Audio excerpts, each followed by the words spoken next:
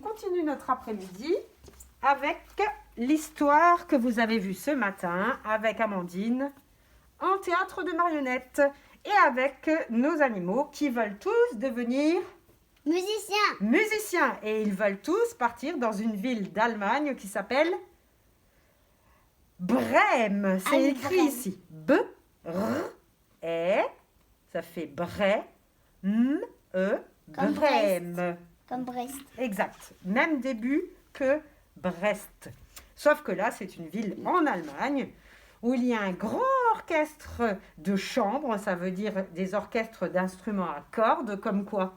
Comme le violon. Comme le violon, comme les gros instruments qui ressemblent à des violons, qui sont debout et dont on frotte les cordes avec un grand archet.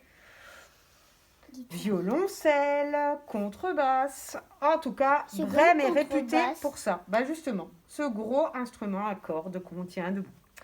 Alors, voici l'histoire en français des musiciens de Brême. Silence absolu pour découvrir cette nouvelle histoire. Les musiciens de Brême.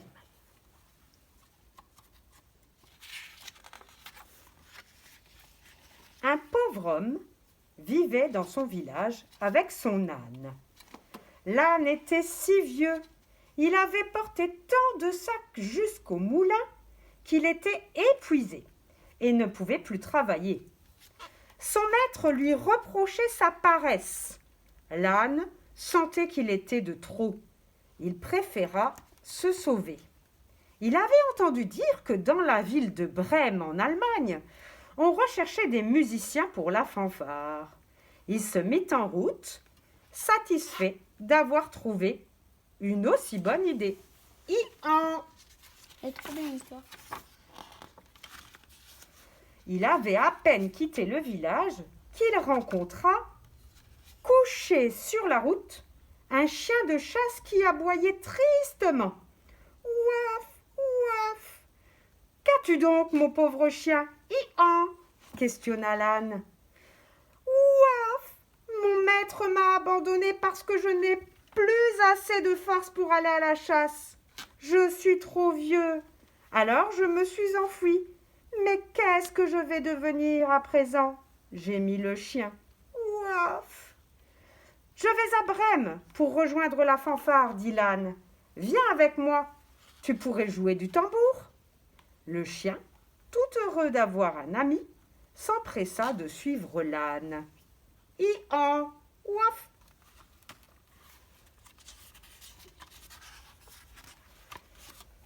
Peu après, au bord du chemin, ils trouvèrent un chat qui avait l'air triste comme la pluie.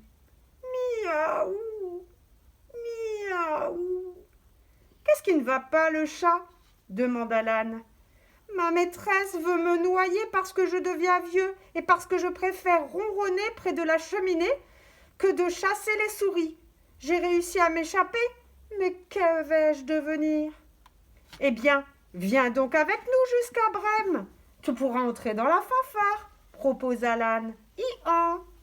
Le chat trouva le conseil excellent et partit avec eux. Nos trois amis arrivèrent bientôt près d'une ferme. Sur le toit de la grange, un coq chantait à tue-tête. « Cocorico !»« Mais pourquoi fais-tu tant de bruit ?» dit l'âne. « Ma maîtresse veut me faire cuire au four pour le dîner. Je chante de toutes mes forces car c'est la dernière fois que je vois le soleil se lever. Viens avec nous, Cocorico. Nous allons à Brême rejoindre la fanfare.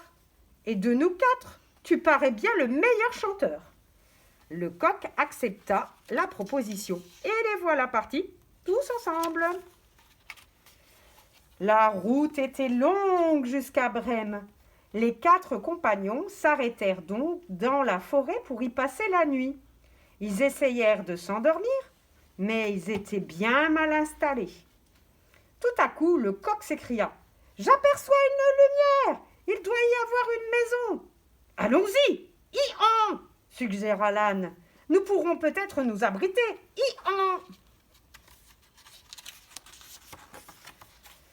Ils découvrirent, en effet, une maison toute éclairée. L'âne, parce qu'il était le plus grand, s'approcha de la fenêtre pour regarder à l'intérieur. Ah, c'était une maison de voleurs. « Cocorico, que vois-tu, l'ami » demanda le coq. « Je vois une table bien servie avec de bons plats et de quoi boire, » chuchota l'âne. Affamés, les 4 amis se demandèrent comment prendre la place des voleurs autour de la table. Chacun donna son idée et ils firent un plan. L'âne prit le commandement de la troupe. Il posa ses pattes de devant sur le rebord de la fenêtre. Le chien monta sur le dos de l'âne, le chat sur celui du chien, le coq d'un coup d'aile vint se percher sur le chat. Oh, la belle pyramide! L'âne se mit à braire. Hi-ha! Le chien a aboyé. Wouf, wouf! Le chat a miaulé. Miaou, miaou! Et le coq lança un cocorico assourdissant. Puis ils se précipitèrent dans la pièce en faisant voler les vitres en éclats.